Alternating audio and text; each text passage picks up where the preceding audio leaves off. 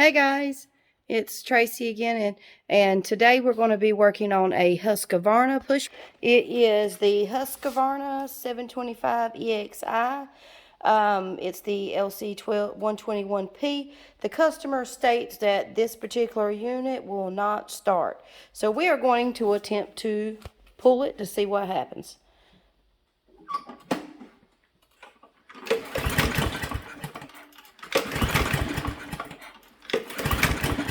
Once again, we're going to check to see if it's fuel related, which I suspect it is. So we are going to, as you can see, this air filter. You know, this is the life of your mowers. Is your air filters, your oil, and your fuel filters, which push mowers don't have fuel filters. We're going to take our plastic bottle once again, which has got a hole in it. We're going to pour some straight. Oh, never mind, it's going, I forgot. Pour some straight into the carburetor. Pull it for me. We're going to see if it is fuel related. Of course, put your stuff out of the way.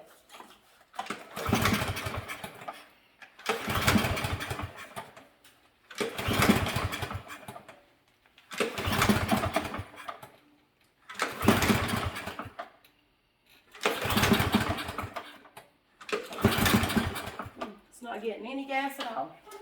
So we've got some type of issue, and we're going to have to take this carburetor off to give it a check out. So we're going to take this carburetor off. The air filter cover should be 7mm and 8mm bolts.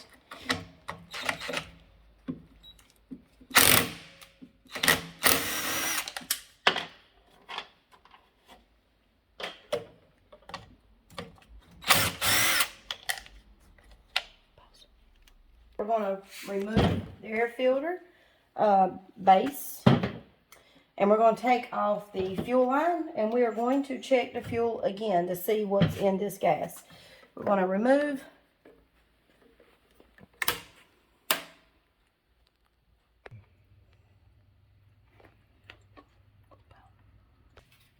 Alright guys, so I don't know if you all can see this or not, but if you can see how cloudy that gas is, there's water all in this gas. Now, in a few minutes when we get through with this push mower, we're going to take a look at this again because the water should be settled down at the bottom. Alright, we're going to take off this carburetor, and we're going to unhook.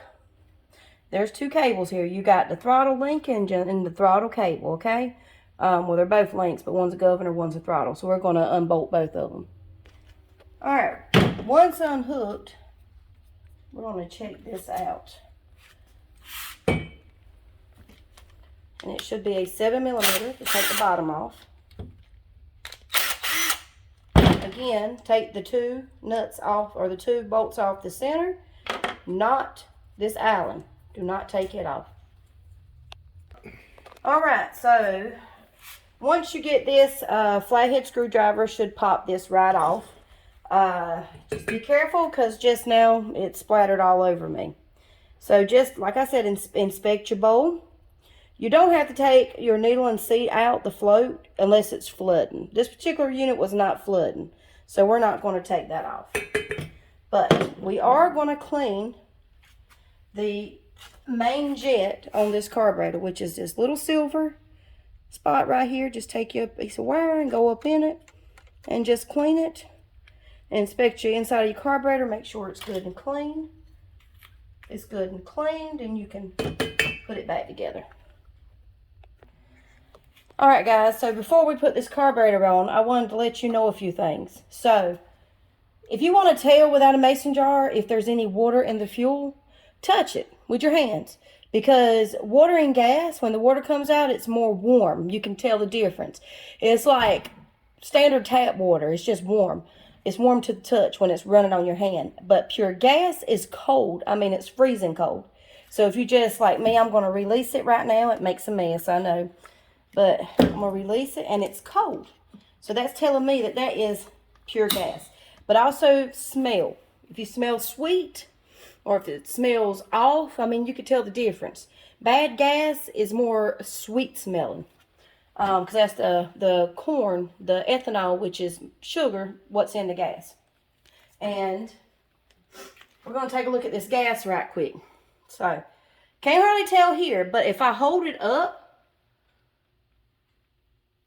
get the bottom. If I hold it up, you should be able to see, like here, you can see there's water. You can see it floating down here. It's like a big bubble floating at the bottom. If I move it around, you can see it.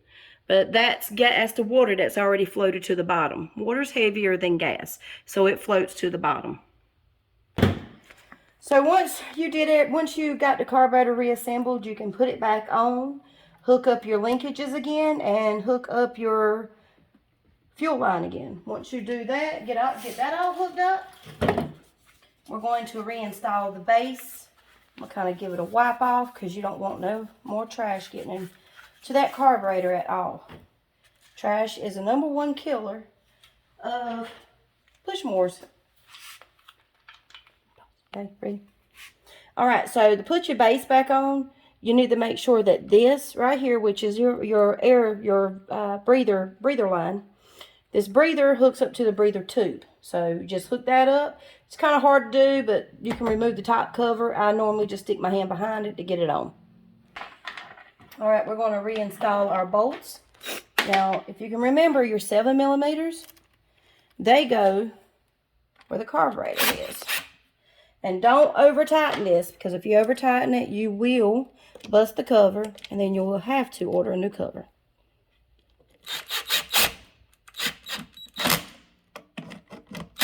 There you go.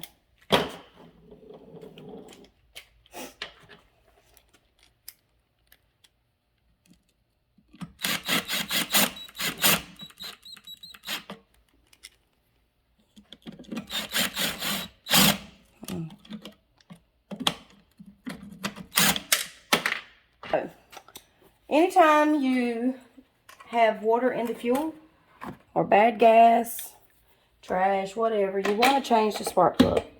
Because if you don't, then you're going to have a time. And I think this particular one has the wrong spark plug in it.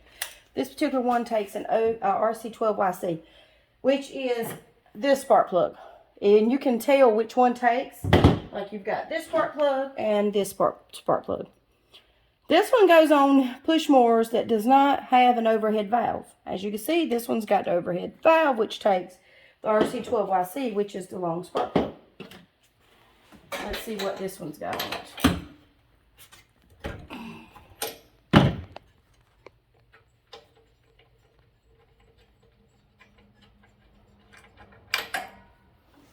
This particular one has the wrong spark plug. This is for a push mower. It needs the RC12YC. And the RC12YC takes a 5/8 socket.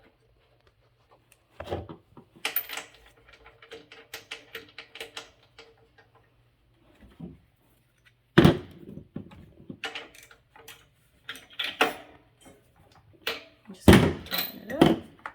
Let's put it back on. Now, because it has a dirty air filter, you want to replace it. Never put a dirty air filter back on.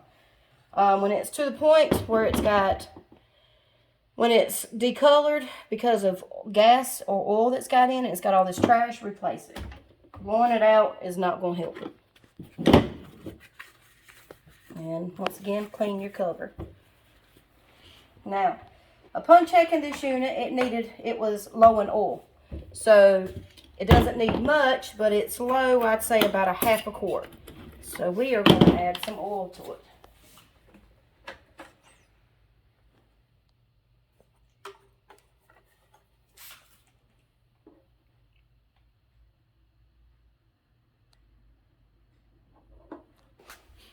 Alright guys, so we have pulled and pulled this thing and it will not fire. Alright? So, but I want to show you guys something. So, you see this bell?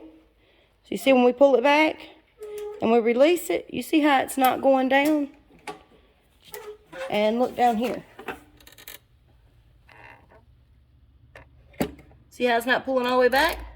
So the reason for that, you need a new cable. If this brake is not released, If the brake gear is not released, it's not going to crank. All right, so we've replaced the cable. I've got the zip tie. Now we're going to attempt to crank it.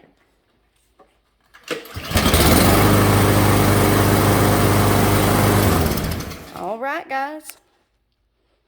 So we're going to we're going to put the air filter back on and the cover, and then we will get this bad boy back to it. Thank you guys for watching. Please subscribe to my YouTube channel. And if you have any questions or comments, just let me know, or just put them in the comments and I'll get back with you. Thank you. Thanks for watching.